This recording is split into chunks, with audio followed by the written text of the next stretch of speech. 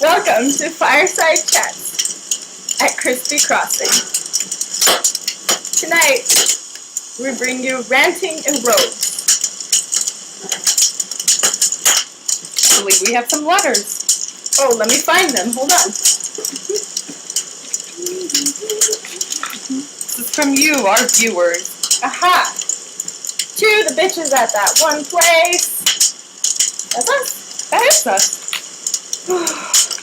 The fire's taking me. Doesn't it feel great? Okay. Our first rant topic is roommates. Who is it from? From someone called Christy? Oh, Christy. Christy, huh? Christy. And they say, could be a guy. I don't know. Maybe. Okay. I hate roommates. Sure. Oh boy. They make payments for housing, electricity, and on occasion a meal much more affordable. But what many people don't realize is what the true cost of having roommates really is. True cost. It's their problem. An ideal roommate, I believe, should realize that they are not friends. Yeah. Oh. This means that I do not have to listen to them talk about their feelings about someone they think likes them, or give them a pedicure after a long day's work standing, or even go shopping for food that I will never eat but must have on hand to shut up their cravings. Go ahead, eat. Delicious cake you bought. Yes, you're welcome. I like the idea of a roommate agreement, Christy says, and that friends should never be roommates. I've had enough of my friends love the idea of being roommates with me only because they have this illusion that I will be an automatic friend always around and there for them. Really? Roommates? Automatic friends? Weird. Christy says, ask those who have actually been my roommate. Have I really been available? Only with a bribe. Have I always been there for them? Only if it works into my schedule and benefits me and my interests. That sounds a little douchey, doesn't it? A little bit. I think they know as well. By the way, do you want to go to the store with me later? I'll buy you a coffee. I'm not done. This may sound insensitive, and it is meant to be. Roommates should, in my opinion, be a relationship that is mutually beneficial. Oh, this sounds like... Oh, wait. They describe it. Meaning that both or all parties receive equal fixed cost benefits. Okay. For example, responsibility should only extend to living expenditure, sharing costs of room and board, electricity, water, garbage, and naturally household and yard maintenance. This sounds simple, and it certainly can be, as sensitivities are not supposed to be an issue. However, the line starts to get fuzzy when you have to track how much toilet paper you use and who ate the leftover cake. That's a nice fire. Yes, it is. It's getting hot here. Yes, it is. I wish roommates, check this out. I wish roommates check in their feelings as they wipe their feet on an entry mat. For some reason, most of my roommates were never able to find that entry mat, but rather found me. That one sounds bitter. A little bit. Must have been a really bad experience. Maybe they needed a better mat. A better mat. Yeah. Well, let's see what happened. They rubbed all sort of dirt they'd stepped into all over me. Wow. And then I'd feel forced to clean it up, mostly because I can't tolerate all that dirt. I wonder who would have to pay the extra in water. I would think some people enjoy the dirt. Add a little water, and it's like a, I heard dirt's good for the skin. Right. Yeah. My moisturizer is not made out of dirt, but hey, it's the same thing. One roommate decided to find the love of her life while I spent long nights listening to their highs and lows, even woes of their lives. And we all know about that, yeah. Another wanted me to do every social activity with them, from bar hopping to family reunions to swing dancing every Sunday night. They refused to go without me. I thought you liked swing dancing. Wait, I thought Christy liked swing dancing. Well, possibly. But the thing is, sounds like that one friend, or roommate rather, didn't go by themselves, wouldn't refuse to go Interesting. without that person being there. You kind of need Little dependent. Yes. Or is that their way of saying, will you be committed to me? I don't know. I should have charged by the hour, Christy says. The most absurd experience I had with a roommate was one who kept subtly insisting to be more than just roommates. They bragged about dreams they had with me, and it wasn't just for my ears. Okay? Well, it could have been mutually beneficial. Well, apparently they did not want to hear about their dream, and I'm certain no one else cared to hear about it. What a creeper, Christy says. Needless to say, I feel like I've lived this situation. Well, I'm sorry. Creeper? Yeah. I hope it's not me. No. Needless to say, our roommate relationship changed, and I could not look at them anymore without feeling that they were fantasizing about that dream when they talked to me anymore. So it sounds like there's a lot of avoidance happening just from being roommates. That's terrible. This is strange. Roommates can test any prior friendship, even a developing one. Well, I think we know how true that is. When roommates are good friends, on Facebook after all, so they don't even know. When roommates are good friends, the dynamic of the relationship shifts to either a sweet companionship or a bitter resentment. I think I would have to concur with that statement from personal experience. Yeah. Sorting through which part of the ship that friendship may lead can be tedious and tiresome, not to mention costly. How much does one spend on roommate gifts, friendship gifts, sympathy gifts, get well gifts, just because gifts, or guilt gifts? Gifts are good. Yeah, when they're being received. It costs more than what I could afford. My life's purpose was never meant to live and breathe for my roommates. This is why I find a roommate agreement quite reasonable. After all, I can't live with them, too broke to live without them. I've had 8. What's your number? Oh wait, are you asking me or was that the letter? That was the letter, but I'm asking you. I have had 3. Sounds like this person's a roommate whore.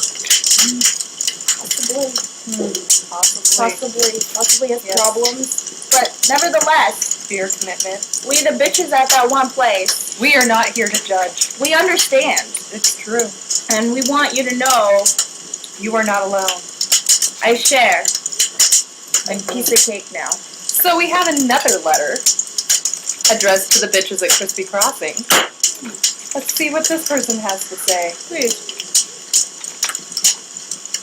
Oh my, this person's name is Christy. No. Yes! Wow, what are the odds of us getting letters Interesting. by the same name? Yeah, this one's on the etiquette of living in an apartment complex. A rant on the etiquette? Yes. This should be good. This should be good. Christy goes on to say, living in an apartment complex is not like living in your own home. There are certain rules and etiquette that people should and must follow to live in harmony with their neighbors.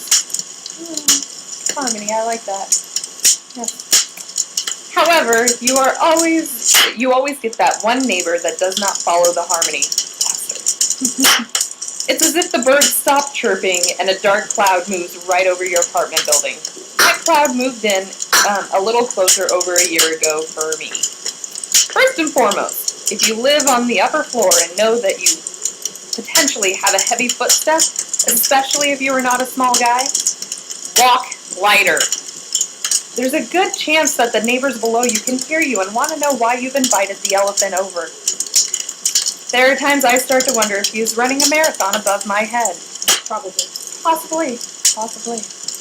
Another thing, just because you have to hand over a portion of your income in the form of rent to live in a space that is 941 square feet does not mean that you can play your music as loud as you want. It's true. We can consider it as good. Yeah. It's good. It's part of etiquette. I agree. Yeah. The constant bass and setting of music does not give me a beat to do my homework by. It does not give me a warm, comforting feeling of being in my own space. If nothing, it actually chases me out of my own residence that I also pay a substantial amount of my monthly resources to hold all my shit. I suppose that's true. She is a student, so... Sounds like Yeah. it. Yeah. Sounds like it. A certain level is okay, but if I can also sing along with your music and know what you are playing, that is not okay. Keep in mind that the apartment complex has a quiet hour. Most people sleep in the evening, so I do not want to hear your music at 2 a.m. That is awful late. Awful late. I have a different problem. No. Music I hear at 2 a.m. is in my head. That's okay. Nobody else can hear that. Okay. Yeah, you're good. Okay. Another thing that I do not want to listen to is the screams of your girlfriend in the middle of the night. It is way too much information for me to know that your girlfriend is a screamer. When I am woken from a peaceful slumber, wondering if there's a murderer outside my window, only to realize that it was a different kind of scream, that is also not okay. The earplugs only mute out so much. Or they could invite you over. Well, Least you of know, all. that's true. That's true. I do not want to hear it through my earplugs. Please kindly remind your woman that you live in an apartment or put a gag on her mouth. Just saying, her screaming does not make you the man. And for your information, she's faking it. Probably true. Probably true. Another frustrating aspect about living in an apartment complex is reminding your own roommate that you live in one. More roommate troubles. Such a common I thing. know. Yeah. I know you like music, but if I'm going to make a complaint about how loud the douchey upstairs neighbor who walks around like his shit doesn't stink as his, you should also keep your volume levels in check. This also goes for your practicing of the violin. Oh, she's a musician. Her roommate is. Oh, that's so nice. That is nice. I love that you play, but please put a mute on it. The violin is not a quiet instrument. It is beautiful, but loud. Although it is hilarious when, in retaliation to the neighbor and his noisiness, you go into the bathroom and let the music walk through the bins. That's clever, bitch. Yes, she is clever. Clever. We know that he can hear it since we can hear his phone conversations while he relieves himself. Put a little class. Yeah. Wow, that. Some tunes to your pissing. The recommendation I have for anyone looking to live in an apartment setting is to read your rental agreement. Maybe that's why the guy uses the bathroom. He expects the playing to come through so he sounds more classy over the phone. Maybe. Although, that would imply that she played well. This is true. It's hard to say. If it says, read your rental agreement. If it says don't do it, don't fucking do it. If you think someone would be bothered by your actions, don't fucking do it.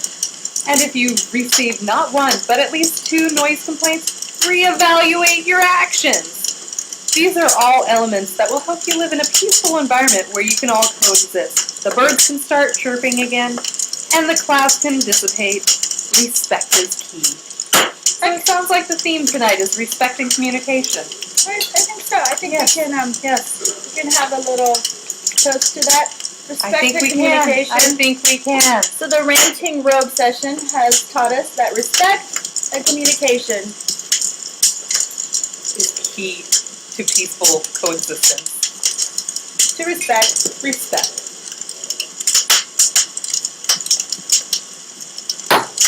Yeah, that's the stuff. That's okay. That real. Wow.